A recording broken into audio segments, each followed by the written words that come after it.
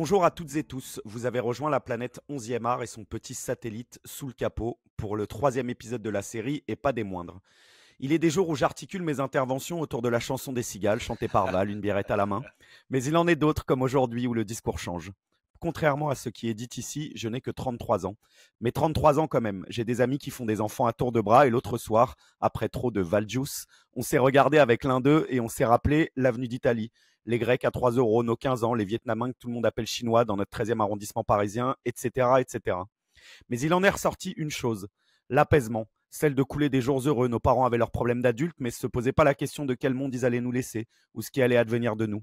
Et celui dont je connais bien les regards m'a posé la question, et moi, je vais leur laisser quoi? Leur expliquer tout ça comment? Les années 2010-2020, les contradictions judéo-islamo-gauchisto-radicado-bardélardeuses.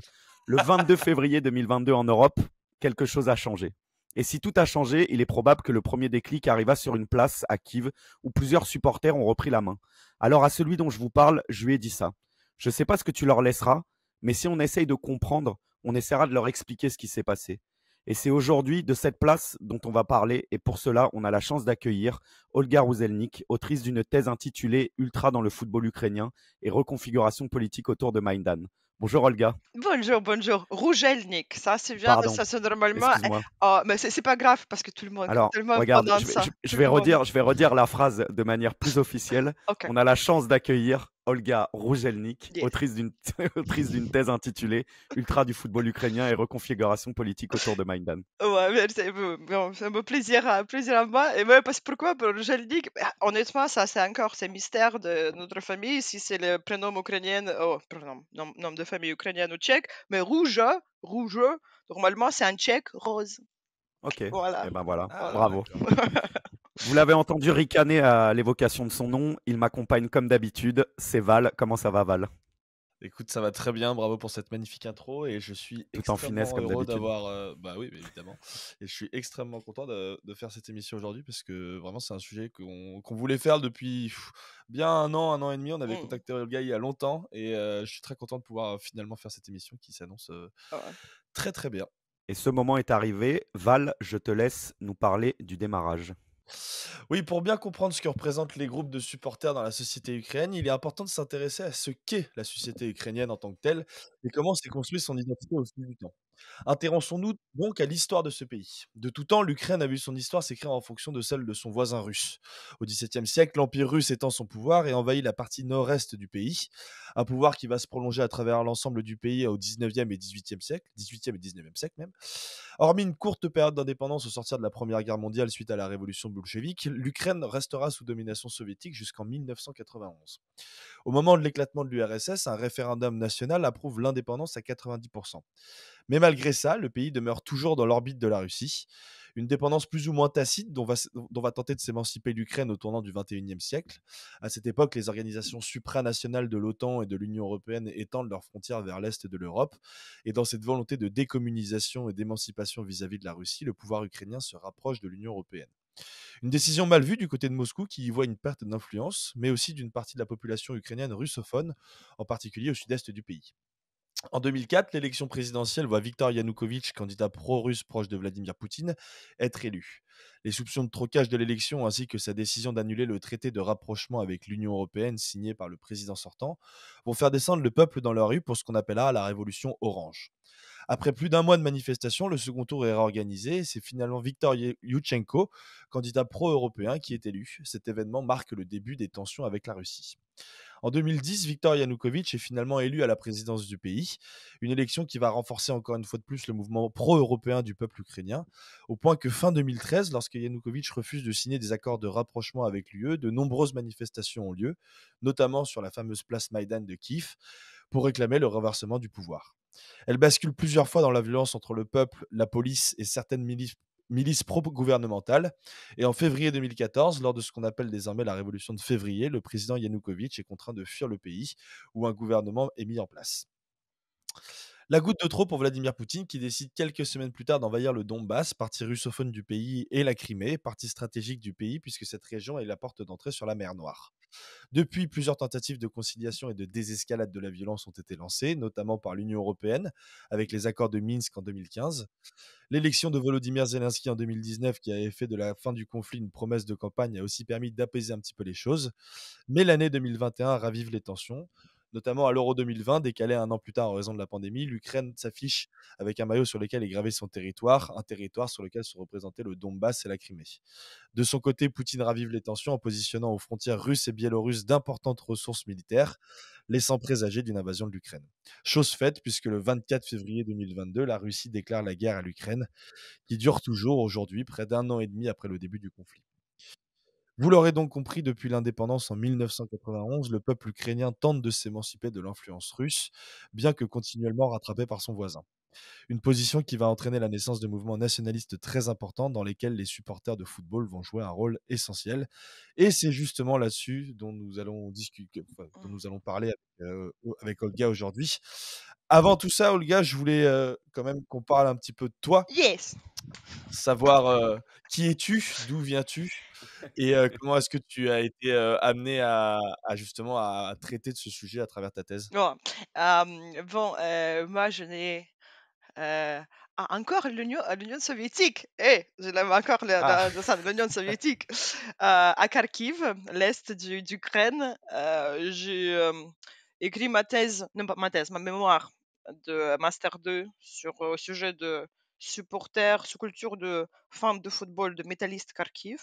Et moi, je travaille sur Ultra Ultra. Je suis sociologue.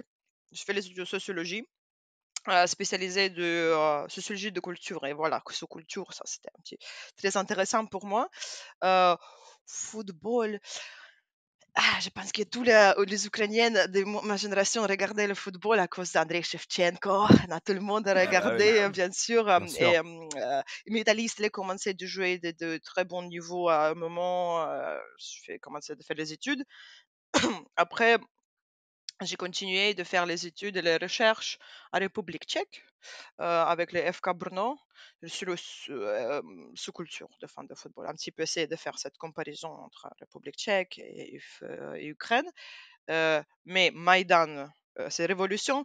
Tu as dit révolution de février, on s'appelle c'est Euromaïdan, Maïdan ou Euromaïdan. Ça, c'est la révolution de 2013-2014, parce qu'il y avait D'accord. la révolution orange en 2004, c'est avec Yushchenko. Et après, c'est 10 ans après, ça, c'est Maïdan. Et bien Oui, sûr, corrige-moi, hein, ça se trouve, j'ai dit plein de conneries, hein, ça se trouve, j'ai hésite pas à me noté, j'ai corriger. tout noté. Regarde, j'ai 5 notes. Après, pour expliquer. Oh. Moi, être jeune, de 21 ans, 22 ans, quand tu as le corps de révolutionnaire, moi, bien sûr, j'ai rejoigné Révolution, tourné à l'Ukraine, c'était en février 2014. J'ai devenu après bénévole avec quand la guerre a vraiment commencé, j'ai devenu un petit peu bénévole sur le territoire, travaillé après avec l'Union euh, une seconde. United Nations. Nations Unies. Voilà. Les Nations Unies, UNHCR, c'est pour Haut Commissariat de réfugiés. Après, entre 22 ans et regarder le territoire de la guerre, c'est extrêmement difficile. Et moi, j'étais un petit peu personne faible psychologiquement. Et moi, j'ai décidé de continuer mes études plutôt que rester là-bas. Et finalement, c'était France. Pourquoi? Parce qu'en France, c'est c'est pas cher pour faire les études. Si on Ah oui, choisit dans les autres pays européens, c'est extrêmement plus cher. Ouais. La France, c'était pas cher du tout. La seule chose que j'ai pas compris, c'est Paris. Ouh, bienvenue à Paris. C'est vraiment le Particulier, hein. là c'est plus cher, ouais, par contre. yeah, et non, depuis le début, j'étais très intéressée sur le sous-culture. C'est ça, sous-culture de fans de football. C'était pas l'idée de nationalisme, idéologie, pas du tout. Et c'est pourquoi au début, j'étais très intéressée sur le mouvement de fans de football de PSG, euh, comme de Boulogne, Boulogne Boys. Et c'était très intéressant pour moi pour regarder est-ce que cette culture est encore restée sans avoir possibilité d'être en stade. Parce que c'est ça, la culture de fans de football, ultra hooligan, n'importe quoi, mais ça, c'est la pratique collective principale, assister au match. Et après, c'est intéressant, est-ce qu'ils ont resté ou est-ce qu'ils ont disparu, comment s'est passé cette sortie euh, de sous-culture. Bon, finalement, je suis arrivée ici avec mes professeurs, tout le monde l'a dit, tu viens d'Ukraine, après Maïdan, les ultras, ils ont participé là-bas, tu parles ukrainienne, mais tu parles pas du tout français, comment tu vas faire, comment tu vas faire l'enquête sur le travail de terrain, et c'est ça, et c'est pourquoi j'ai changé encore, comme ça. Et j'ai revenu de travailler sur le sujet des fans de football ukrainienne, participation au Maïdan. Normalement, c'est ça, c'était le sujet principal. C'est regarder comment cette participation est passée. Mais bien sûr, plus large, bien sûr, j'ai parlé et au niveau développement de sous-culture et au niveau de idéologie et de valeurs et comment c'est construisé. J'ai parlé avec les gens. euh, voilà. Mais Et du coup, tu l'as évoqué tout à l'heure, du coup, tu as connu l'Union soviétique. Est-ce que... j'ai eu ces 7 mois. Oui, mais c'est pas grave, ça on n'est pas obligé de dire la vérité aux gens, tu sais. Yes, Ça, ils le sauront pas. yes, yes. Ils ne sauront que ce qu'on leur raconte, t'inquiète. Et, et du coup, si on élargit un peu cette vision-là du supporterisme, est-ce que en Union soviétique, on sait que le football, bah, il avait une prédominance en Europe. On connaît tous les grands clubs, le Dynamo Kiev, etc. Est-ce que la culture de supporter, elle existait déjà à ce moment-là? Est-ce qu'il y avait déjà des prémices de cette culture ultra qu'on allait entrevoir ensuite dans les pays de l'éclatement de l'URSS? Yes, bien sûr. Et là, je pense que la naissance, si on parle d'Ukraine, à l'Union soviétique en général, je pense que c'est commencé à Moscou, bien sûr, avec Spartak Moscou, à 1970. Moi, je veux dire comme ça. Et c'était à Moscou, bien sûr. Pourquoi? Parce que c'est ça, c'est comment le football et tout le sport un petit peu diffusé dans le monde. C'est colonisation, bien sûr, mais on parle pas ici. Ça, c'est plutôt comme les voyages des euh, marines. Marine. Ah Marin. oui, oui, ok. Yes, marin, j'ai oublié le mot, marin. Yes, par exemple, ça c'est, il y a quelques idées comment football est arrivé, vraiment football. Football est arrivé au territoire d'Ukraine et une des théories, ça c'est les marins anglais, il est venu par Odessa. Ils ont commencé au début du XXe siècle. Ils ont commencé au fin du 19e, début du XXe siècle. Ils ont commencé à jouer là-bas et après, voilà, c'était diffusé comme ça. Mais après, c'était les sous-cultures des fanatiques de football, hooligans, on va dire comme ça. C'est venu au début en Moscou. Et après, le club de football est joué à l'un entre d'autres. Et après, c'est venu à Dynamo et Metalist, par exemple, aussi. Mais normalement, l'Ukraine, on va dire, le début les groupes, ils ont commencé de se développer les années 80, fin de 80, 70, début de 80. Pourquoi? Glasnost, changement de régime. Déjà, un petit peu Gorbatchev, il était là-bas, début de perestroïka. Perestroïka, il était un petit peu après. Ouais, juste pour info, la perestroïka et la, et, Mhm. la, et la politique de la glasnost, c'est des politiques de libéralisation économique, politique, culturelle qu'a mis en place justement Gorbatchev Gorbatchev, ouais. à la fin des années 90, qui était donc le président de l'URSS. Ouais, c'était les prémices du détricotement de l'URSS. Ouais, voilà, exactement, avec cet objectif final qui était de mettre fin à la guerre froide.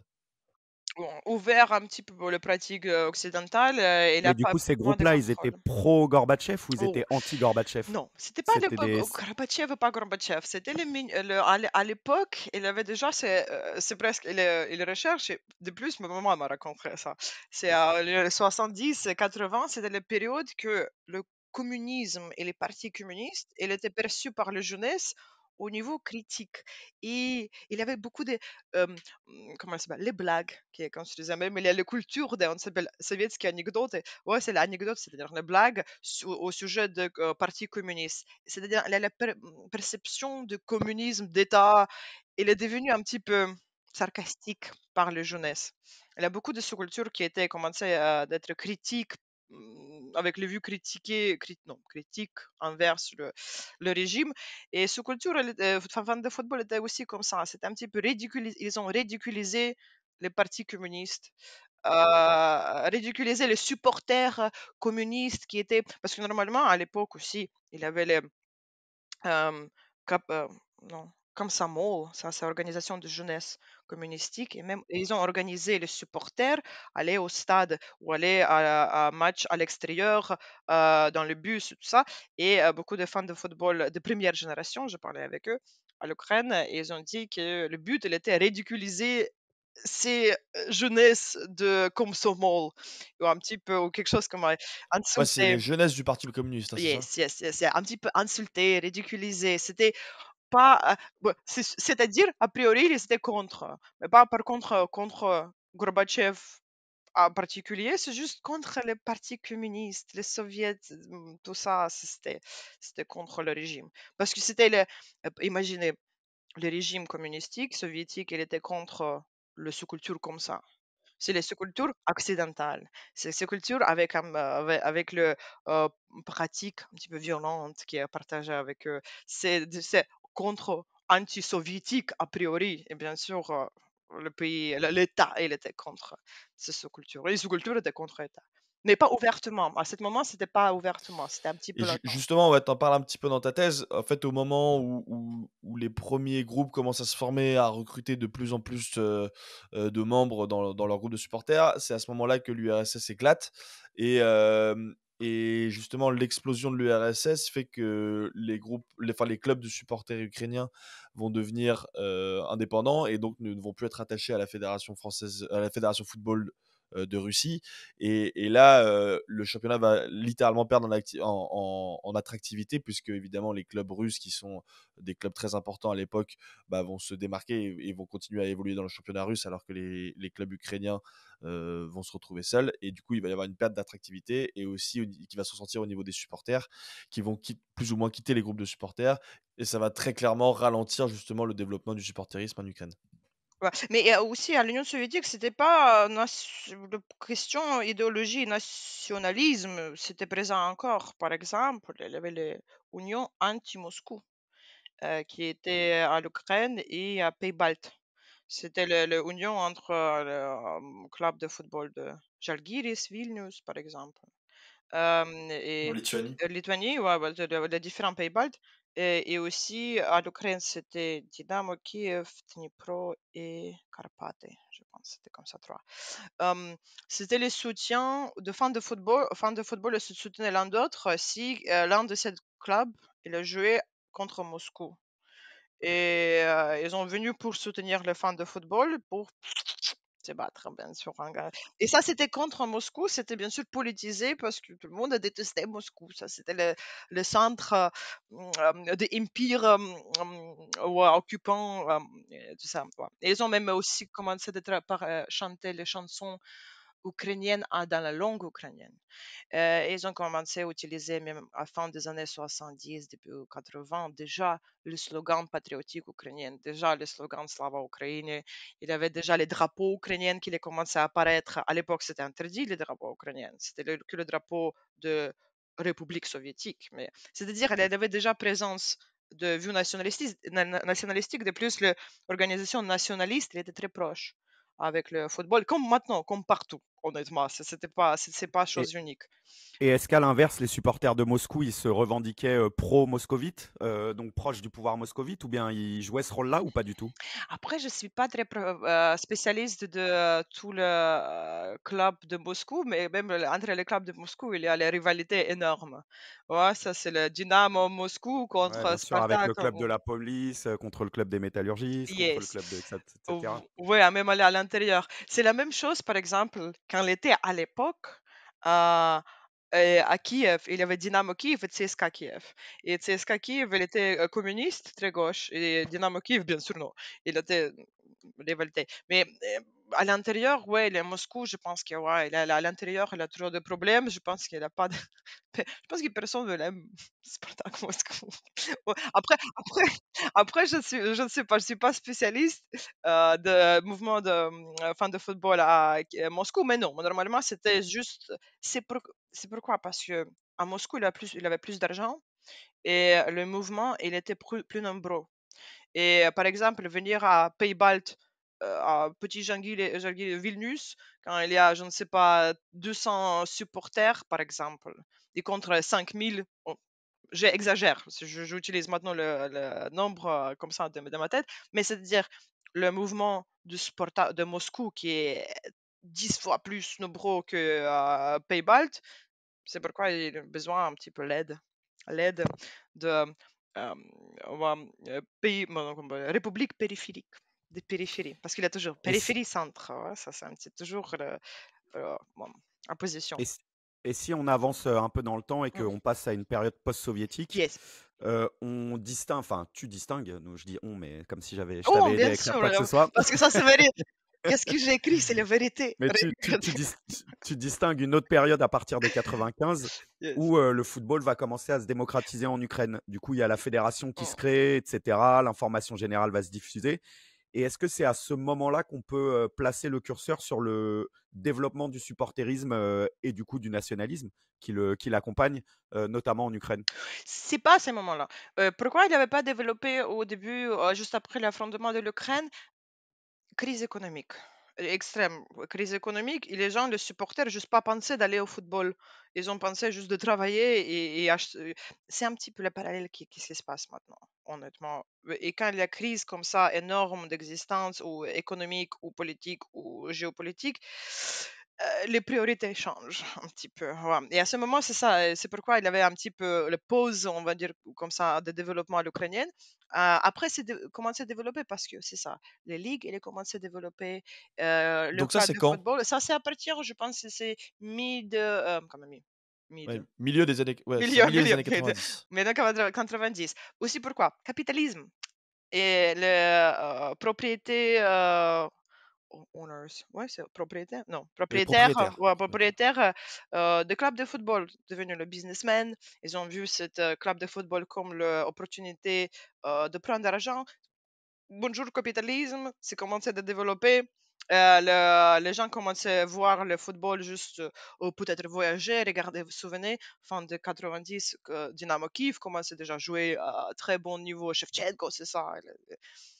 Ouais, et c'est commencé à développer. C'était pas nationalisme.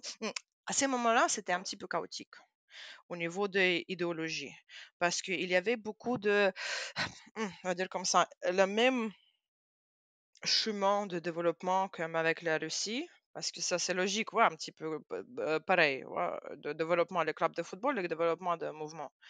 Il y avait par exemple la présence de skinheadisme, il y avait la présence de différents styles sous-cultures occidentales, spécialement hools britanniques, casuals, steady boys, blablabla. Ouais, Euh, c'est ça. Et en fait, ce que tu dis, c'est qu'avec le développement de la démocratisation de l'information, il y a beaucoup de groupes de supporters qui se hmm. sont inspirés de ce qui se passait dans d'autres pays européens, notamment en Angleterre, je pense, qui sont des pays qui sont beaucoup plus avancés sur les questions hooliganisme, mais ils se sont Bien beaucoup sûr, ouais, inspirés de ce c'est comme truc-là. reproduction comme ça auprès de vos cultures. Et je pense qu'au début de 21e, non, au début du 21e siècle, il y avait déjà un petit peu les différences entre l'Ukraine et Russie. Parce qu'à Russie, encore, pas spécialiste, je peux mentir, mais moi j'ai entendu qu'il y a beaucoup de cette sous-culture Hools qui était très développée, skinheadisme qui était très développé. Pourquoi? Parce qu'il y a les circonstances particulières avec et spécialement à Moscou, ethno-nationalisme. Il y a les gens qui viennent de Caucase, il y a les gens qui, beaucoup de viennent de Caucase, il y a l'ethno-nationalisme qui vient. À l'Ukraine, il n'y a pas de gens de Caucase. On n'en a pas beaucoup. À l'époque, on n'avait pas beaucoup d'immigration en Ukraine. On va dire comme ça. Qui va choisir de venir à l'Ukraine à ce Et moment-là? Ouais. d'ailleurs, il y avait une immigration vietnamienne aussi. On parlait de ça tout à l'heure, Yes. mais À Kharkiv, ouais, ouais, il y avait grande immigration, mais ils n'ont pas été immigrantes et les immigrés vietnamiens, ils sont ghettoisés. Ils ont choisi de ghettoiser à l'Ukraine. Il n'y avait pas ni assimilation ni marginalisation, c'est ghettoisé. Ils ont les communautés tellement ghettoisées à l'Ukraine, ils ont son propre arrondissement, pas arrondissement, mais comme un district un petit peu. Ils ont propre magasin, ils ont propre tout ça. Il n'y a pas même ils ont minimisé le contact entre société ukrainienne et vietnamienne. Ouais, comme ça, les diasporas, diaspora vietnamienne. Il n'y avait pas vraiment de menaces comme ça. La seule menace qui a... Ouais, c'est ça, parce que regardez, comment le nationalisme, ça c'est logique un petit peu de sciences politiques, de sociologie, comment le nationalisme développe, pourquoi le nationalisme augmente, s'il y a les menaces à l'extérieur ou à l'intérieur. S'il y a les menaces extérieures comme les immigrants du Caucase à Moscou, par exemple. Le nationalisme a développé comme ça, un petit peu ethno-nationalisme, parce que leur race, parce que les différentes apparences et tout ça. À l'Ukraine, c'était les différents types de nationalisme, parce que les menaces, c'est différent. Les menaces de quoi? Russie. Il y a toujours les menaces de Russie, menaces sur les langues. Et ça, c'est le nationalisme plutôt culturel, et pas ethno-nationalisme. C'est pourquoi tout le monde a dit, Ukrainiennes sont nationalistes. Yes, mais lesquelles? Est-ce que c'est ethno? Ethno, c'est ethno-nationalisme ou nationalisme culturel. C'est la différence. Mais ouais, c'est intéressant parce que quand, nous, on parle de nationalisme en France, c'est quelque chose qu'on associe beaucoup au racisme, à la xénophobie, et puis aussi à, quelque chose qui rapporte beaucoup à l'histoire. On parle beaucoup, par exemple, de retrouver la grandeur de la France. Enfin, Mm, on parle, c'est les nationalistes en question, mm. évoquent souvent ces arguments-là. Ce qu'il faut comprendre, ce que tu dis, c'est qu'en Ukraine, c'est pas du tout pareil et que le nationalisme prend des formes complètement différentes. Culturel. Ouais, c'est un nationalisme culturel, plutôt, bien sûr. Parce qu'il y avait, par exemple, nativisme, il existe, bien sûr. Je pense que moi, je parle pas très, un petit peu chaotique de ça. On va dire, je vais tuer un petit peu en avance, c'est-à-dire, du début du 21e siècle, voilà, c'est l'idéologie qui commençait de s'établir avec le nationalisme de vue d'extrême droite, mais lesquels les vues d'extrême droite? Parce qu'extrême droite en France, extrême droite en Pologne, extrême droite en Ukraine, c'est différent. Et même tous les éléments d'extrême droite, ils sont différents. C'est quoi l'élément d'extrême droite? Ok, on prend nationalisme. Nationalisme extrêmement différent. Si on veut faire ethno-nationalisme, parce qu'il y a les menaces à l'extérieur d'immigrantes, d'autres couleurs de peau, ou je ne sais pas quoi, quelque chose comme ça, ouais, ça, c'est la base de l'ethno-nationalisme. Si là, par exemple, l'Ukraine, c'était plutôt culturel. Après, on a Non, intégrant. mais je pense qu'il y a aussi, c'est ce que tu dis sur la volonté de s'émanciper du grand voisin, en fait. C'est aussi ça. Et la menace intérieure, elle existe. Et du coup, la défense de la culture ukrainienne, elle est très importante vis-à-vis de l'autoritarisme de la culture russe, en fait, Et voilà, et soviétique. ça, c'est nationalisme civique. Voilà, et ça, c'est un petit peu d'autres, un petit peu caractère de Mais nationalisme. c'est Et important que tu en en parles parce que France, pour nous, en France, c'est des notions qu'on n'a pas du tout. Tu vois, pour nous, le racisme culturel, il existe quasi pas. Ou bien il se traduit par, en pas fait, racisme, nationalisme. un ethno. Nationalisme. Ouais, mais du coup, il se traduit surtout par un espèce d'un ethno-nationalisme, Mm. pardon, déguisé, en fait, tu vois. Voilà. Quand on parle de culture France, etc., en fait, c'est pour revendiquer une culture en opposition à une culture envahissante, mais qui, en fait, est teintée d'ethno-nationalisme. Ce qui n'est pas Ouais, du tout le cas, du coup, ce que tu racontes en Ukraine. ouais, parce que ça, regardez, c'est même en France, il existe, dans chaque pays, il existe trois types de nationalisme, chaque pays. C'est juste, ça dépend laquelle proportion. Même en France, regardez, comme nationalisme civique, c'est-à-dire c'est quelqu'un qui a dit, fraternité, égalité, on a la liberté de parole et vous devez respecter ça, ouais. Ça, c'est un petit peu nationalisme civique, c'est-à-dire respecter nos valeurs, partager nos valeurs. Après, nationalisme culturel, parler bien français, ou je ne sais pas, manger croissant chaque matin, je ne sais pas. Ouais, parce il y a même nationalisme de nourriture existe, ouais. Ou le nationalisme religion, ouais, ça c'est l'autre chose. Et après, ethno-nationalisme, ça c'est bien sûr, ça c'est plutôt le gène. Ouais. C'est un petit peu comment c'est-à-dire même si l'enfant il a grandi ici, mais les parents ils sont pas français, cet enfant c'est pas française. Mais par contre, nationalisme culturel c'est différent, c'est complètement différent. Ça, c'est-à-dire si l'enfant était né des parents français, mais pas en France, c'est pas français. Voilà. C'est-à-dire tu dois grandir à la culture, par culture. Et je pense que moi, j'ai trouvé que le nationalisme ukrainien, c'est plutôt culturel. Pourquoi? Parce qu'il y a les menaces sur la culture. C'est pas les menaces de race, c'est pas les menaces de ethnicité, c'est les menaces culturelles énormes qui passent du voisin euh, de l'Est. Et c'est pourquoi le nationalisme est développé comme ça, parce que le nationalisme, c'est réaction des menaces. Mais Toujours. du coup, on en vient à notre prochain chapitre et ce pourquoi on est là principalement. Du coup, tu parlais de menace intérieure et du coup de réponse à cette menace, donc avec ce nationalisme particulier en Ukraine. Mm. Si on va jusqu'en 2014, du coup, et qu'on arrive au point Maïdan, tu vois, qui a vraiment été l'espèce de point de bascule à ce moment-là, on a compris que du coup, c'était quelque chose qui avait été revendiqué pour la défense ukrainienne, etc. Quel est le rôle concret des supporters dans ces événements-là? Énorme, énorme. Ouais,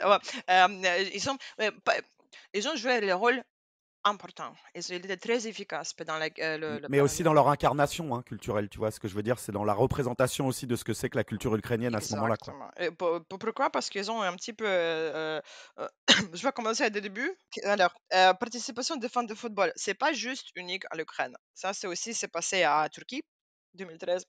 Avec les Gaza, c'est passé aussi à Égypte, Bien sûr, au et Maroc au aussi. Maroc aussi, ouais. Participation de fans de football. Qu'est-ce qui c'est incroyable à ce moment-là? C'est ils ont ils ont signé la trêve pour arrêter toute la rivalité entre les groupes de football et s'unir autour de futur d'Ukraine. Je pense qu'ils ont utilisé ça comme ça. Et ça, c'est incroyable parce que normalement, il y a toujours l'opposition eux, nous et eux. Ouais, toujours l'opposition. Et un football, il peut pas, et mouvement de fans de football, il peut pas exister sans cette opposition. Ouais, et après, c'est ça, ils ont un petit peu changé qu'est-ce que c'est nous, qu'est-ce que c'est eux. Ouais. Et après, nous, c'est nous, tous les fans de football, ou les Ukrainiens, les vrais Ukrainiens, et c'est eux qui essayaient de détruire notre pays pour encore devenir l'Union soviétique et tout ça. Et ils ont devenu extrêmement efficaces. Pourquoi? Expérience de participation de pratiques collectives violentes. Il y a encore, je vais faire un petit peu comme l'enseignante de sciences politiques, il y a le Charles Tilly. Ça, c'est le politologue. Il a écrit sur les différents types de pratiques politiques, pratiques violentes collectives. Et il y a les différents caractères de pratiques violentes collectives. Et par exemple, il y a le type de pratique violente qui s'appelle hum, violent rituals, rituels violents. Et ça, c'est quelque chose qui est présent dans la sous-culture de fans de football. Pratique violente. Il y a toujours l'expérience de faire les combats entre les fans de football ou contre le police ou les classes, tout ça. Ils ont déjà l'expérience. Ils ont venu en révolution, en manifestation, comme pas juste à l'Ukraine, mais partout. Ils sont prêts à se battre. Pourquoi? Parce qu'ils ont Ça, c'est ce que tu appelles le capital combattant, c'est ça? exactement. Et ça, c'est construit le capital combattant, c'est cette capacité de combattre mieux que Babouchka à côté. Ouais, ouais, comme ça, c'est ça. Ou quelqu'un qui est étudiant, qui fait les études chaque jour, il est venu là-bas, et là, les polices qui commencent à attaquer. Ouais, c'est les différentes capacités. Les capital combattants, parmi les ultras, tellement mieux. Ils sont devenus tellement efficaces. Mais par contre, les caractères de pratique collective violente change. Parce que si là-bas, elle était pratique, comment ça s'appelle, rituel, ouais, tu ritualisais. Ici, c'est comme Charles Steele, il s'appelle ça, non, disruption, maintenant, disruption. Non, non, non, non, non, non, non. Ça, c'est. J'ai oublié. Aïe. C'est parce que ça, c'est les coordinated distractions. Encore. Ça, c'est ça, avoir de types. Ça, c'est négociation rompue. Voilà. Voilà. Voilà. Yes, yes. Broken negotiations. Ça, c'est le caractère de violence collective pendant les manifestations. C'est-à-dire, c'était pas prévu. Il n'y a pas de scénario d'attaque, mais c'est juste ce qui se passe aussi maintenant parce qu'il y a le clash. Ouais, c'est ça, entre le deux camps. Ils ont participé là-bas aussi. Et c'était pour eux, c'était plus facile de participer dans ce pratique à cause de capital combattant. Et c'était partout, partout. Donc ils avaient un vrai rôle de défense, concrète en fait. Concrète et vraiment C'était très avec concret, quoi. ouais, méthode musclée. Encore, comme pas juste à l'Ukraine, mais dans tous les pays. C'est pourquoi le fan de football, moi je dis fan de football parce que je distingue supporter et fan. Ouais, pour moi, supporter, c'est juste l'audience institutionnelle qui vient regarder au stade et regarder les matchs de football. Et fan, ça, c'est sous-culture. C'est marrant parce que tu sais qu'en France, ce serait plutôt l'inverse. On verrait plutôt le fan comme un consommateur et le supporter comme quelqu'un de plus engagé. Et ouais, en anglais, l'ukrainien et le russe, c'est différent. C'est à l'inverse. C'est Ah ouais. vraiment, Bon, après, c'est des perceptions linguistiques, c'est pas non plus, yes, tu vois, il y a pas de règle, quoi. ouais, c'est ça. C'est juste pour maintenant expliquer qu'est-ce qu'exactement je parle. Je parle de fans comme sous-culture, ce groupe. Et parce qu'ils ont participé tellement de manière efficace dans la révolution, ils ont commencé. C'est ça que moi j'essaie de pousser cette idée, développer cette idée, que la perception des fans de football changeait. Si avant le Maïdan, ils ont été perçus comme hooligans c'est les gens qui font la fight, se battre avant le match avec la police, les perceptions négatives. Vous vous souvenez, je ne sais pas si vous vous souvenez, avant 2012, avant Euro Cup, non, qui était championnat d'Europe, qui était à Ukraine et Pologne. À BBC, il a sorti le film Stadium of Hatred. Yes. Qui était oui, c'est horrible, fan de football. C'était les paniques médiatiques énormes à ce moment-là. Les perceptions de fans de football et polonais et ukrainiens comme le monstre total qui se battre 100%. Wow, wow, wow. Mais avec cette participation en Maïdan et d'être tellement efficace au Maïdan, on protégeait les gens, on participait dans cette méthode musclée, ils ont vraiment devenu, perception de fans de football changée.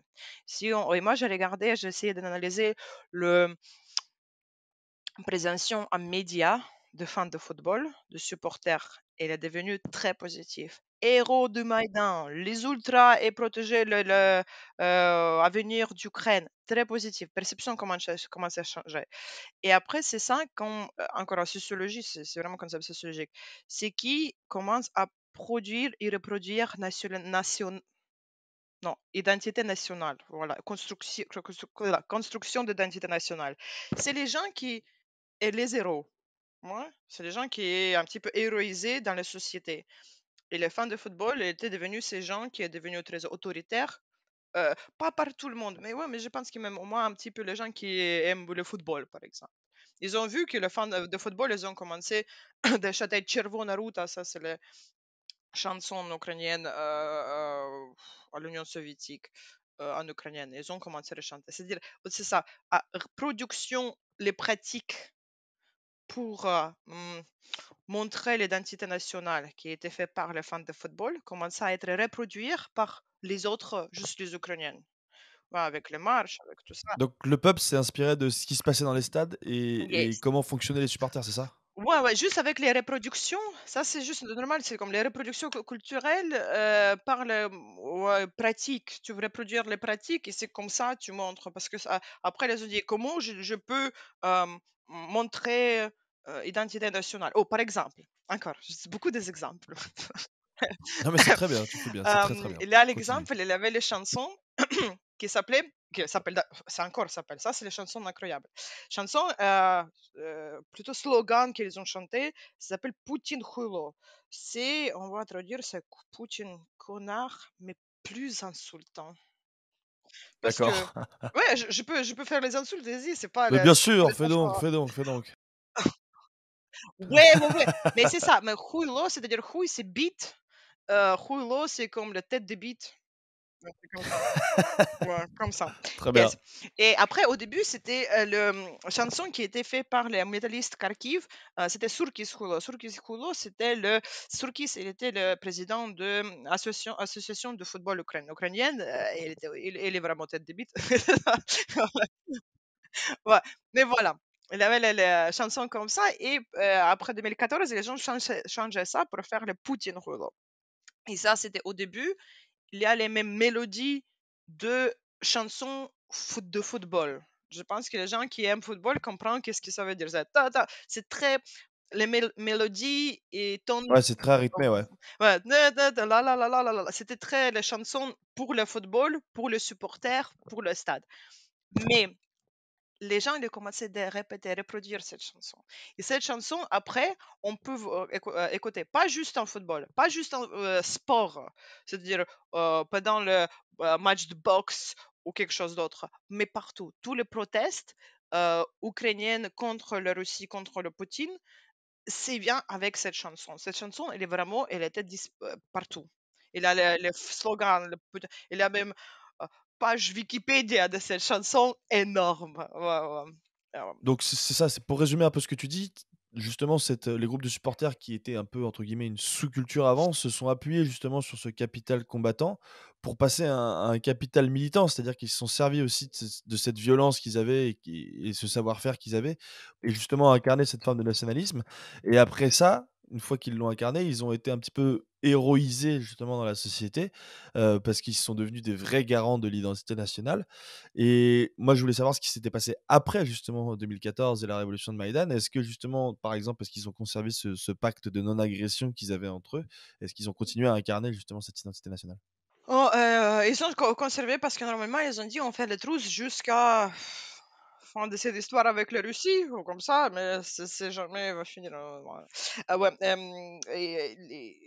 Maïdan, on va dire, le fan de Maïdan, c'est quelqu'un qui l'a dit, il n'a pas encore le fan de Maïdan, il n'a pas encore de version parce que ça, c'est la menace russe qui encore ça reste. Mais on va dire comme ça, annexion de Crimée. Hein. Occupation de Crimée, je veux dire plutôt comme ça, occupation de Crimée.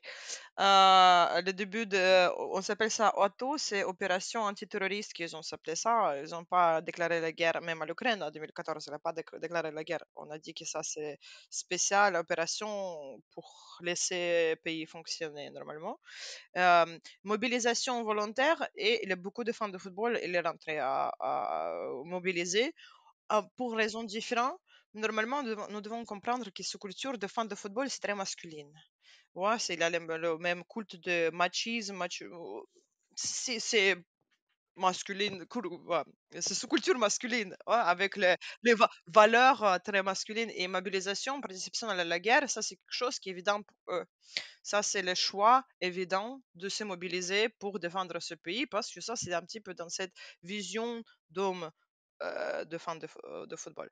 Ils ont participé, beaucoup de sont allés à l'armée, mais à l'époque, l'armée ukrainienne, elle était dans des situations horribles. Et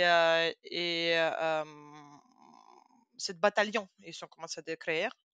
Et les bataillons, beaucoup de fans de football rejoignent le bataillon Azov. C'était pas même Azov au début, parce qu'il faut comprendre comment Azov il a été créé. Au début, je ne sais pas. Azov, du coup, c'est le bataillon créé pour défendre les parties ukrainiennes près de la mer d'Azov, dans le sud-est du pays, c'est Yes, ça? plutôt, mais encore, si vous avez le temps, je peux expliquer comment c'est passé. Ouais, parce que à Crimée, il y avait à l'époque le soldat russe qui est rentré à Crimée pour annexer occuper. Et c'était dans le uniforme militaire, mais sans édification. Je ne sais pas si vous vous souvenez à ce moment-là. Et tout le monde dans les médias, ils s'appelaient eux Green People. Oh, non, non, non, People in Green, ça c'est mieux parce que sinon je vais être pas très tolérant. People in Green, ouais, c'était le peuple en vert. Ouais, c'était tout. Et en russe, il s'appelait Zeleные Человечки. Et après, les groupes des patriotes ukrainiens avec les ultra-ukrainiennes de métallistes Kharkiv à Kharkiv, ils ont essayé de créer, bon, ils ont créé le groupe qui s'appelle People in Black. C'est ça, ça veut pas dire Black People. People in Black. Les gens en noir. C'était les costumes complètement noirs. Pourquoi? Parce que les gens m'ont expliqué, parce que c'était pas cher. C'était la seule. Pourquoi noir? Parce que c'était vraiment, c'était moins cher possible couleur à ce moment-là. Et il était juste pour, on va dire comme ça, ils ont créé, il y avait les vidéos sur YouTube, ils ont expliqué que nous sommes ici pour défendre contre Ruskaya Visna, printemps russe, pour pas avoir la même chose à Kharkiv qu'à Donetsk et Lugansk. Ils ont défendu, on va dire, défendu, mais ils ont joué le rôle en défendre, de défense de Kharkiv. Et après, ils ont commencé à descendre de Kharkiv, quand déjà la guerre elle a commencé à cette période-là, à Mariupol. Ils ont juste enregistré avec et tout le monde a commencé de rejoindre eux. À ces moments, c'était très chaotique et c'était pas très normatif. C'était un petit peu situation d'ennemi, l'attaque, la guerre armée dans les situations horribles. Les gens, c'est-à-dire, ils peuvent créer un bataillon comme ça. Tu veux aller avec moi? Ok, on y va. Et voilà, on a un bataillon. C'était presque comme ça. Et les gens, Ouais, c'était pas très organisé. pas très organisé au moment, cette période, au début, c'est pas vraiment très tellement organisé comme normalement. Et commencer les fans de football, Dnipro commençait à rejoindre. Ouais, il y avait les autres aussi, pas juste fans de football, c'était pas exclusivement de fans de football, mais il y a beaucoup de fans de football à ce moment-là. Metalist Kharkiv, Dnipro, Donetsk, voilà. Ils ont allé à Mariupol et ils ont juste registré à Mariupol à ce moment-là, parce qu'à ce moment-là, ils ont commencé ils ont dit, ouais, bataillon doit être enregistré. Ça, c'est pas possible de avoir toutes les situations tellement chaotiques. Il faut avoir l'organisation, registration. Et pour les bataillons, c'est obligatoire de registrer. Et juste, je pense encore, après ces circonstances, il était à ce moment-là à Mariupol. Ils ont enregistré à Mariupol. Ils ont pris le nom d'Azov à cause de mer d'Azov. Et c'est juste, il était à ce moment-là quand vraiment la phase aiguë est arrivée. Et après, il était Ilovaisk, il a appelé la défense de Mariupol, le fan de football aussi, il est très... C'est pourquoi un petit peu, vous savez, c'est démonisation par les médias russes et héroïsation de médias ukrainiens de bataillon Azov. Honnêtement, ça se passe par rapport de cette défense de Mariupol à 2014-2015. Parce qu'il y avait comment on l'appelle, un ceasefire, C'est le feu. cessez-feu. Et à un moment, c'était pas respecté par les côtés russes. Ils ont pris presque. euh, c'est- Après, je ne sais pas. Ça, on va pas parler de traits de géopolitique maintenant. Cette bataille de Mariupol. C'est quelqu'un qui écoute, qui peut apprendre pourquoi le fan de Azov, il est détesté par les Russes, tellement beaucoup, et démonisé par la Russie. Vous devez lire qu'est-ce que c'est. C'était les batailles de Popasnaya. C'était 2014. euh, qui a joué le rôle principal à défendre de Mariupol à ce moment-là. Et le D'accord. Mariupol, peut-être, c'est pourquoi ils ont rasé Mariupol tellement beaucoup. Après, Ouais. Parce que ok. ça, c'était quelque chose qui Il y a était. eu la vengeance des années plus tard Oui. de cette plaie. Ouais, mais après, ça, c'est manipulation de mon côté aussi, parce qu'on ne sait pas pourquoi ils ont. J'ai encore que je comprends pas pourquoi ils ont ici. Je comprends pas pourquoi ils rasent tellement beaucoup de. Après, je te rassure, Olga, nous, on a pris le parti d'inviter une thésarde ukrainienne, donc tu peux prendre le parti que tu veux. On l'assume à 100%. Rasé complètement. Ouais, mais ouais, parce que vous savez, c'est difficile à comprendre les logiques de l'armée russe. C'est difficile à comprendre, mais il a l'idée pourquoi c'est passé Non, comme mais ça c'est avec intéressant. Il y a Mariupol. peut-être eu une vengeance et une vexation, du coup. Ouais, parce qu'ils ont Et c'est vrai que rasé d'ailleurs, horrible. ce bataillon Azov, il est toujours très actif aujourd'hui. Est-ce qu'il Yes. est toujours constitué d'anciens fans de football ou... Beaucoup, beaucoup. Il y a beaucoup de fans de football ancien, mais c'est ça, nous devons un petit peu comprendre il y a les fans de football, ils sont les gens jeunes. Ouais, c'est l'âge. Ouais, âge, on va dire 16, 17 qui on commence. 20, et ça c'est fini à 35, c'est plutôt fini. Parce qu'il a les familles, c'est vraiment jeunesse. Et au bataillon aussi, il y a aux carrières militaires. Ouais, c'est pas, tu peux pas être membre de bataillon depuis toujours. Ouais, normalement, ils ont fait quelques-uns. De plus aussi, c'est le caractère, voilà, la guerre tout le temps. Quelques-uns, et après, tu deviens juste vétéran, ouais, comme ça, le vétéran de choses militaires. Et moi, quand je parlais, par exemple, moi, j'ai fait mes enquêtes de terrain 2015, 2016-2018. Et à ce moment-là, il y avait beaucoup de fans de football qui étaient les membres de ce bataillon. Mais encore pendant juste 3-4 ans. Et après, ils sont devenus juste ouais, vétérans. Quand la guerre elle a commencé, l'invasion, ouais, c'est à grande échelle. En 2022, par exemple, le vétéran d'Azov, il a créé l'autre bataillon. Il n'est pas rejoint Azov directement parce que l'Azov, il est très sélectif par rapport aux combattants. Les combattants, ils sont jeunes, ils sont très... C'est pas les... Après, il a des différents, mais ils sont très, très sélectifs par rapport à ce que tu veux.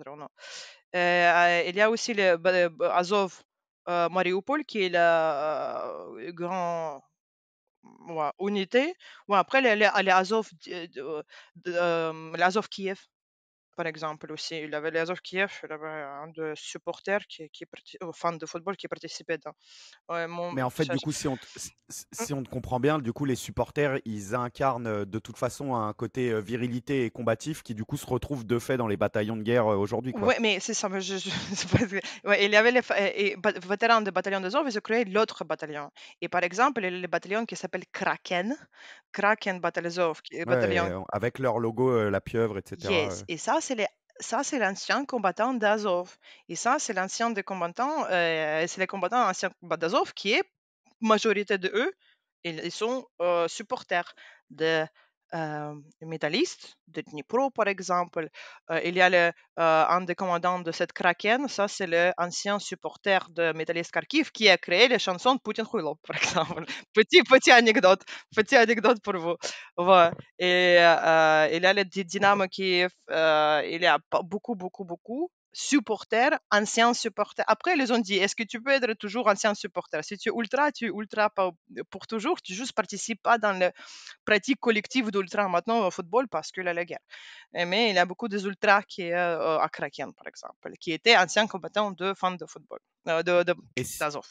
Yes. et si on reprend du coup ce bataillon Kraken, moi je le connais par exemple à titre personnel parce que j'ai vu qu'il y avait des hooligans lyonnais Mm. qui sont très marqués à l'extrême droite, qui sont partis du coup en Ukraine combattre avec le bataillon Kraken, etc. C'était lyonnais, toulousain et parisien, je crois, si je dis pas de bêtises. Moi, Ouais. j'ai attendu ça, mais j'ai pas vu. C'est ça, moi j'ai Si, attendu moi j'ai vu ça. des vidéos de gars qui sont connus dans le milieu, qui Mm. sont affichés là-dessus. Enfin, Oh. moi j'ai vu des Ouais, il y vidéos. avait un article dans Effectivement, oui, l'équipe, il doit y ouais. avoir, Ouais, j'ai il doit y en attendu. avoir d'autres. Je pense qu'ils Pourquoi est-ce j'ai que, j'ai pourquoi est-ce parlé qu'elle à... exerce C'est moi, j'ai parlé avec l'équipe par rapport de ça. C'est vrai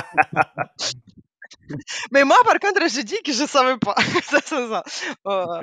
Ouais, je pense que je Et pas du souviens coup, qui m'a appelé. comment est-ce qu'on explique cette espèce de fascination du hooliganisme à l'extrême droite en France pour ce bataillon-là spécifiquement et de manière générale pour la défense ukrainienne Yes. Et moi, je pense que c'est encore le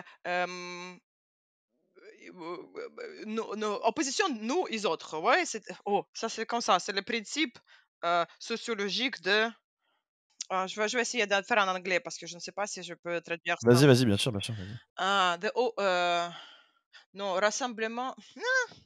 Ah non, attraction de Identification, ouais. semblables. L'identification. Attraction of the. attiré par ses semblables. Wow, Mais en fait, attraction de si je te pose semblables. la question, si je te pose Oh, la question, c'est parce que on sait qu'à l'extrême droite, il y a beaucoup d'ingérence russe dans les partis d'extrême droite français.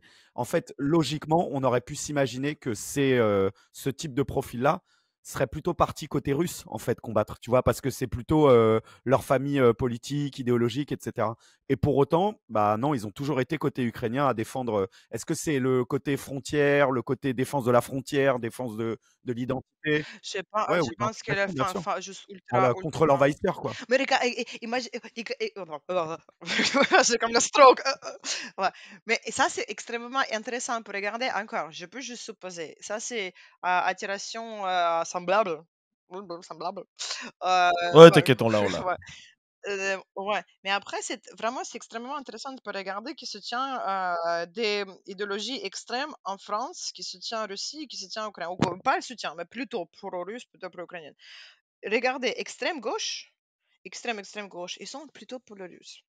C'est-à-dire, le communisme, il est un petit peu soviétique, l'Union soviétique, et ils ont un petit peu venu comme ça. Est-ce que cette extrême droite français, ils ont venu juste là-bas, vraiment pour soutenir l'Ukraine, ou plutôt de faire encore opposé qu'est-ce qui se passe avec ça, c'est les questions ouvertes, je ne sais pas.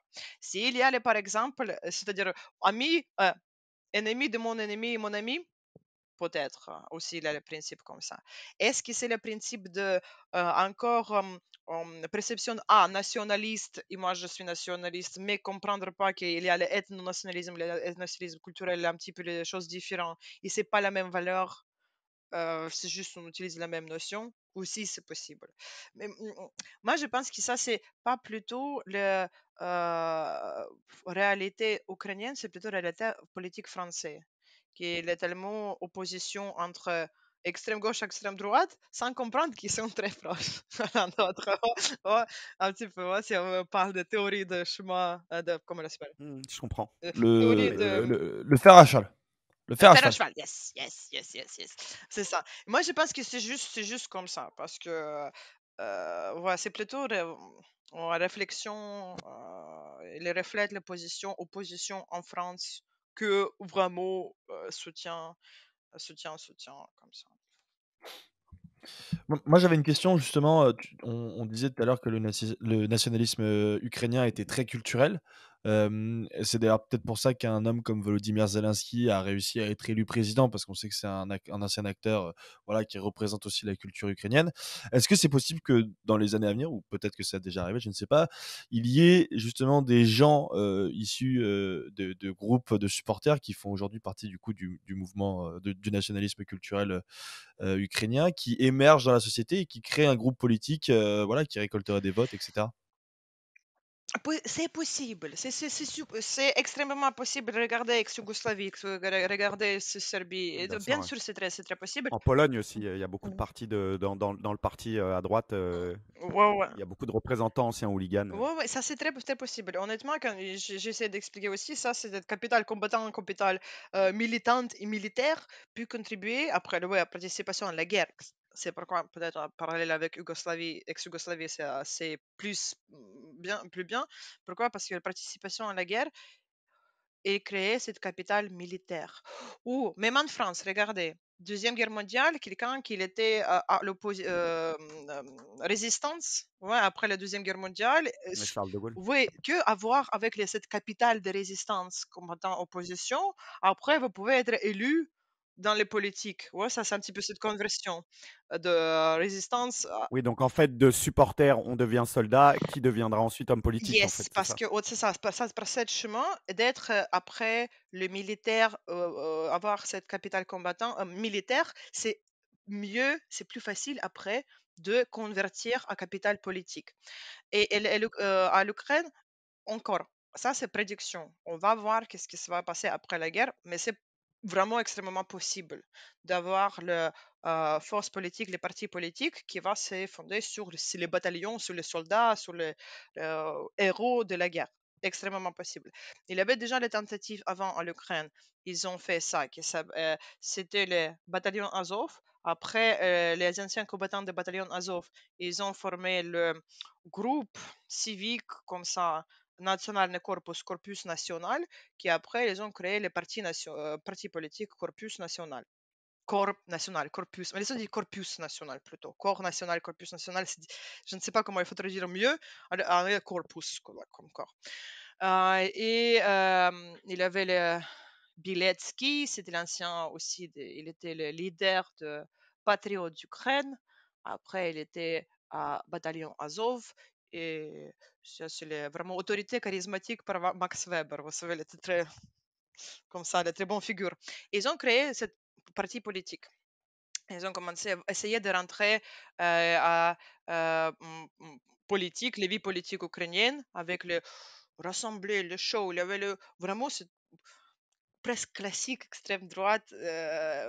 Droite, extrême droite, ça dépend. C'est extrême droite, mais avec le nationalisme culturel, c'est ça. Il n'a pas de racisme tellement beaucoup présent. C'est pas ethno-nationalisme, c'est plutôt culturel. Ouais. Et civique aussi. Mais très conservateur, très conservateur. Ils ont essayé de rentrer à la politique. Ils ont après compris l'élection 2018, je pense que c'était l'élection 2018 par là, au 17-18, au Parlement, ils ont uni trois partis extrême droite radicales. Ils ont uni pour participer à l'élection et ils n'ont même pas passé 3%. Ah oui, ok. Échec Donc total. c'était quand même. Ouais, c'est pour eux. C'est pourquoi, et après, il y a cette idée qu'ils ont dit Ukraine et le nazisme. Il a dit tous les trois grands partis politiques radicaux, ils unis pour participer et ils n'ont même pas passé 3,5% pour aller. Ils ne sont pas élus du tout. Du tout. Et c'est-à-dire que c'était pas au bon moment, je pense. C'est ça. Après la guerre, peut-être ça c'est différent parce que ça, Ouais, ça ressemble plus Ouais, à ça, c'est ouais. avec la grande guerre. le chemin qu'on a dit tout à Ouais, l'heure. ouais, parce que la guerre avant, J'ai- c'était très juste limité à les territoires. Les gens et l'Ukraine est assez grand. Pour l'Ukraine qui habite à l'ouest du pays, la guerre elle est loin. C'est pareil comme Ouais, c'est plus grand que la France yes. en termes de superficie. Ouais, ouais, ouais, c'est tellement loin. Maintenant, c'est la guerre grande échelle. Tout le monde comprend qu'est-ce que c'est. Tout le monde a souffert de ça. Et ça, c'est un petit peu ouais, différent. On va voir. On ne sait pas qu'est-ce qui va passer. Ça, c'est juste prédiction. Et toujours, c'est pas très bien chose de faire la prédiction pour la future parce que ça, c'est jamais marche. Olga, l'heure avance en même temps que les prédictions. On a une. Moi, j'ai quand même une question qui pourrait paraître un peu tabou, Mais on sait que certains Ukrainiens ont soutenu les Russes dans le Donbass, etc. Est-ce que parmi eux, on a trouvé aussi des hooligans proches des Russes qui auraient pu, ou bien des fans de foot qui auraient pu se rallier à une... Mmh. Exactement. Non, ouais, ça c'est extrêmement intéressant parce que même tout le ultra de Donetsk, Lugansk, Crimée, ils ont sorti de territoire. On parle maintenant de 2014, on ne parle pas de 2022. Parce que ça, c'est les différentes choses. C'est grand, Bien sûr. grand. Non, non, au démarrage en Ouais, 2014. ouais, on parle de 2014 parce que ça, c'est plus intéressant de regarder comment c'est passé là-bas maintenant. Et ils ont sorti de territoire, et il y avait beaucoup de marches pour Ukraine unie, à l'Ukraine à ce moment-là, participation avec les ultras de Donetsk, de Lugansk. Et ils ont même, à l'époque, avant occupation, avant la guerre a commencé en 2014, pendant le Maïdan, tout le monde, tous les ultras de Crimée, tout ça, ils ont signé cette trêve. Ils signé qu'ils sont prêts à participer à Maïdan pour protéger les manifestants. C'était pas vraiment pour Dont politique. ces groupes-là aussi, du coup. Et En dans ce fait, c'est là groupe-là, où tu dis qu'ils ont quitté, du coup, ces yes. régions-là pour aller rejoindre... Et c'était même plus pire pour le Crimée, parce que dans Crimée, tous les fans de football, ils ont devenu comme personne non grata. Il était dans la liste, emprisonné à Ouais, je Lugansk, comprends. Opposant politique présent déclaré, politique. quoi. À Lugansk, Zara Lugansk, du ultra de Zara Lugansk, il était en prison pendant quelques années à LNR, c'est République Lugansk, blablabla. Il était là-bas comme le prisonnier politique. Il était toujours pro-ukrainien. Azov, un bataillon d'Azov, je me souviens. Parce que moi, on parle de régiment d'Azov, ouais, mais moi, quand j'ai fait les études, c'était encore bataillon d'Azov. Ils n'ont pas changé cette 2000 personnes. Ouais, et à un moment, quand je travaillais là-bas, il y avait les gens qui est venus de Donetsk, il y avait les gens qui sont venus de Lugansk. Il n'y avait pas. Après, il y a les questions, si on fait le portrait sociologique qui a soutenu de Donetsk, ou de territoire de Donetsk, Lugansk. Ouais, c'est ça. Tu as dit au début russophone. Ouais, c'est ça. Moi, je suis Ouais, russophone plutôt que ok, ukrainophone parce que moi, je viens de Kharkiv. Ouais, je parlais les deux ok. langues, mais plutôt russophone. Pourquoi? À l'école, à l'université même, on a parlé russe. À Ok. l'université, tous les Après, il professeurs. faut bien que tu te dises, Olga, que Ouais. nous, quand on te parle de ces choses-là, Ah, c'est avec le prisme vu de France et ce ouais, qu'on entend en France, hein, tu vois, ouais, c'est nationaliste aussi de pour ça qu'on fait langue. ce genre de raccourci, tu vois. Vous êtes nationaliste de langue, ouais, c'est vrai. Ouais. Tu Exactement. parles français, tu es français. Hello On, Belgique, on, on, ouais, c'est ça. on parle pas encore breton avec Val, Ouais. mais on s'y mêle à petit à Ouais, petit. ouais. Mais vous savez, c'est ça, un petit peu les perceptions, un petit peu, tout le monde qui parle français, ils sont français. Non, tout le monde qui parle russe, ils sont russes. Ouais, ouais, Bah, c'est vrai, dans c'est les vrai. yeux de Poutine, oui, mais ça, Non, c'est pas non, mais vrai. ouais, mais pour le coup, Ouais. bah, après tu me dis si je me trompe, mais pour le coup, je pense qu'il y a vraiment eu une époque où il y a vraiment une partie, bah, la partie du sud-est, la partie qui était encore assez russophone du pays, qui était pas forcément pro-européen et qui était pas forcément pour une émancipation du pays, quoi. Yes, yes.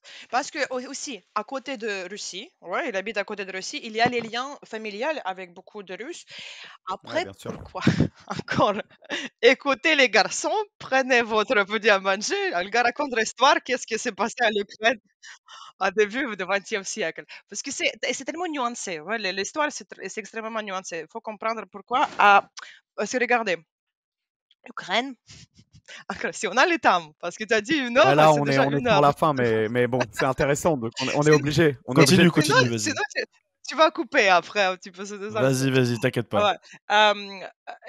20e siècle, début du 20e siècle, les années 30, Holodomor, et non, c'est pas après, avant Holodomor, Staline, il y a la période de collectivisation, c'est-à-dire les gens qui doivent donner tout ce qu'ils ont à l'État. À l'Ukraine, à ce moment-là, il y avait, et même toujours à l'Ukraine, on a la terre qui s'appelle Tchernozem. Tchernozem, c'est la terre qui est très très Ouais, le riche, grenier de qui peut l'Europe, on pousser appelle ça. tout. Ouais.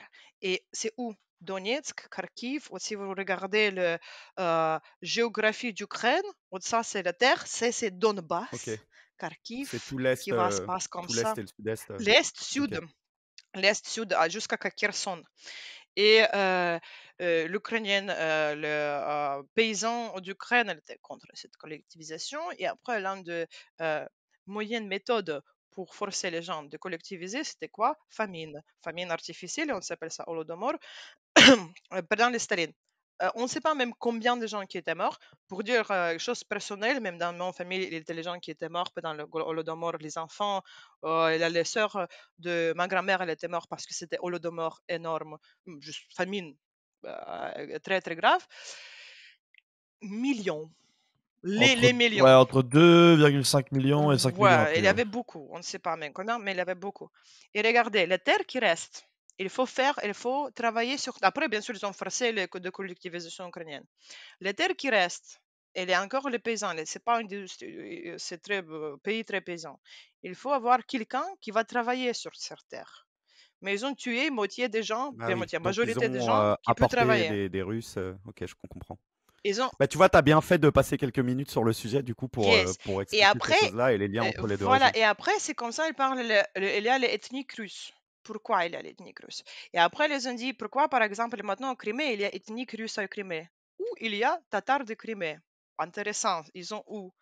Staline, hello, répression de Crimée des tatars. Ils ont juste pris aller ou tuer ou à Sibir. Ils ont remplacé par les Russes. C'est pourquoi il y a ils ont dit, ah ça c'est historiquement russe. Pourquoi? Ouais. Et ça se passe maintenant la même chose à Crimée. Depuis 2014, les Ukrainiens, ils ont parti, beaucoup de les résidents de Crimée pro-ukrainiennes, ils ont parti, ou ukrainiennes, ouais, ils ont parti. Crimée russe, il était aussi en répression. Ils ont été remplacés par les résidents russes. Ça, c'est pour nous le problème après, parce que moi, je suis ukrainienne, je crois à la libération de Crimée, mais après, on va voir les problèmes. Parce que Ouais, bien sûr. depuis 2014, il avait cet Ouais, remplacement. il y a des Russes qui... Et Exactement. qu'est-ce qu'on va faire? Écoute, Olga, tu sais, cette émission de Sous le capot, on l'aime particulièrement avec Val parce qu'elle nous permet de faire des liens entre le foot et tout le reste. Yes. Et du coup, c'est une belle manière de conclure cette émission, ce dernier petit cours géopolitique sur l'Ukraine et la Russie. On arrive au terme de notre heure ensemble. Je voulais évidemment te remercier. On sait qu'en plus, le contexte et ce dont on parle sont des sujets qui sont difficiles et qui peuvent être compliqués. Donc, on te remercie vraiment de ta présence ici et du temps que tu nous accordes pour nous expliquer toutes ces choses-là et nous permettre à nous, Français, qui sommes très à l'ouest de ces questions, de mieux comprendre ce qui se passe chez vous. Évidemment, on a une pensée émue pour tous ceux qui souffrent de cette guerre et des autres aussi, mais vu qu'on a parlé de celle-ci chez vous là-bas, et on vous souhaite évidemment beaucoup de paix dans vos familles et dans tout ce pays qu'est l'Ukraine. Merci beaucoup. Un grand plaisir. Olga, tu as maintenant ta carte d'invité et de membre de 11e art. Tu reviens absolument quand tu veux. Val, merci beaucoup. Merci à toi, merci à Olga, c'était vraiment super top. Et nous, on se retrouve d'ici un mois pour le prochain épisode de Sous le capot. Merci à tous, Ciao. à bientôt. Merci beaucoup.